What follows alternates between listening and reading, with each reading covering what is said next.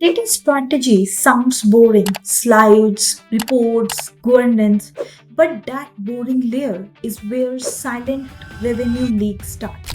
You think it's a sales or a marketing problem. It's not.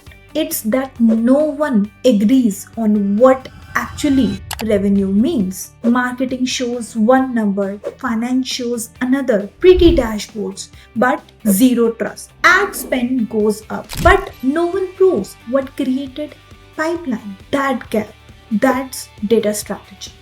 One source of truth, one definition of revenue, lead, churn, one view, sales, marketing, operations, finance, all trust. That's what we built at Complear Infosystem.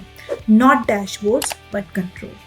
If you're still running on snapshots or gut feel, you're not fast, you're flying blind. Your competitor isn't. Want to see where money is leaking? Comment strategy below and we will reach out to you.